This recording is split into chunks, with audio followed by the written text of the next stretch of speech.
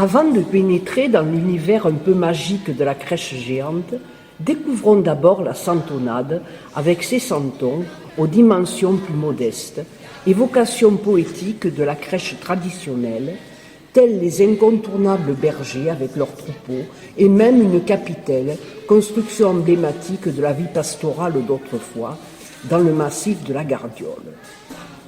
Quel contraste avec le santon grandeur nature de Jean Vincent, le petit pâtre, qui prend soin avec tendresse du petit agneau et des moutons que son mentor, Momon le berger, lui a confiés. Tendresse, amour, il n'y a qu'un pas. De l'amour à Frontignan pourrait être le titre d'un joli conte de Noël, période dont l'atmosphère de fête s'avère particulièrement propice pour sublimer l'amour et bien sûr l'amitié, sa proche cousine. Comme chaque année, une douce effervescence bruit dans les rues du centre de notre chère cité muscatière. Jean-Paul, toujours aussi sportif, vient d'arriver de son jardin à bicyclette. David la rejoint. Tous les deux conversent avec animation. D'ici, on saisit quelques paroles où il est question de cadeaux. Pour qui? Nul ne le sait. Il est difficile d'entendre. Monsieur l'instituteur est en train de faire sonner la cloche à l'entrée de l'école Anatole France, flambant neuve, afin que ses élèves se rassemblent pour entrer en classe. Vêtus de leurs sarraux, les écoliers se sont mis en rang et font silence sous le regard attentif de monsieur le directeur qui les observe de la fenêtre de son bureau. Tous, sauf deux d'entre eux. Il se pourrait que ces petits bavards aient quelques comptes à rendre pour leur attitude un peu dissipée. On ne badine pas avec la discipline. Bientôt, ces écoliers écouteront la leçon de morale de leur maître, qui abordera un nouveau chapitre du Tour de la France par deux enfants, portant sur l'utilité de l'instruction. Instruisez-vous quand vous êtes jeune. Plus tard, quelque métier que vous embrassiez, cette instruction vous y rendra plus habile. Mais que se passe-t-il sur la placette, située non loin de la rue Saint-Paul, où monsieur le curé, suivi de son fidèle chien, a rencontré Daniel, le dévoué facteur et également Bedeau, qui a fort à faire et se presse pour distribuer le courrier. Il paraît qu'un événement extraordinaire, voire miraculeux, est arrivé à Frontignan. Chacun a son interprétation. Gilbert et Jean-Marie, deux bénévoles du comité des fêtes, très impliqués et appréciés pour leur talent d'organisateur, discutent devant la jolie fontaine et laissent vagabonder leur imagination. Gilbert évoque la visite d'un personnage important. Peut-être que le ministre de l'Instruction publique, M. Anatole de Monzy, est revenu à Frontignan. Nous avons du si bon muscat, déclare-t-il en riant. Mais non, c'est Richelieu, plaisante son ami. Il a été tellement séduit par le tournoi de joutes nautiques et la pêche aux canasses qu'il veut les voir à nouveau. Non loin de là, Coco et Lolo, assis sur un banc, profitent du soleil. Lionel, dont l'amour filial n'est plus à démontrer, apprécie cet agréable et paisible moment auprès de son frère.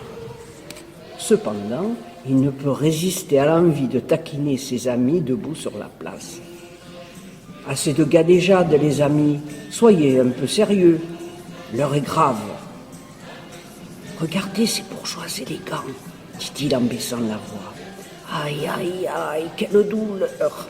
Le pauvre homme risque de se faire passer la corde au cou. » Ce n'est pas tout à fait exact. Nanon est en compagnie de sa jeune cousine qui contemple avec ravissement la magnifique robe de mariée et le chapeau trônant dans la vitrine de la maison de couture. Fiancée depuis peu au jeune instituteur, elle commence à chercher la tenue idéale pour son mariage et son cousin a mis à sa disposition son automobile puissante qui lui fera gagner du temps. Mais que fait Guy, l'éternel amoureux de la Camargue au détour de la rue? Va-t-il rejoindre des amis ou attend-il patiemment l'une des dames qui se trouve dans l'atelier de la couturière joliment nommé les rubans de Léopoldine. Ah, l'atelier de la couturière. À la fois une ruche et un havre de paix, cocon douillet où les dames se retrouvent avec un plaisir non dissimulé, conscientes d'avoir pénétré dans un univers où tout n'est que beauté, douceur et élégance. La couturière est en plein travail. Elle est en train de confectionner les finitions de la ravissante robe de mariée que porte Joëlle, une jeune fille éblouie par le talent de celle-ci. La robe à la lignée purée et chic se révèle un véritable chef-d'œuvre. Mireille et son amie Camille, futurs témoins de la mariée, sont remplis d'admiration envers la dextérité et le talent de la créatrice, dont les œuvres varient selon la personnalité de chacun et selon la saison où a lieu le mariage. Robes et accessoires forment un ensemble parfait qui rend leur choix encore plus difficile. Et que dire de la joie et de l'émerveillement des deux fillettes qui elles aussi choisissent la tenue qu'elles porteront en tant que demoiselles d'honneur pour accompagner la future mariée. Le miroir renvoie l'image d'une adorable petite fée au magnifique sourire.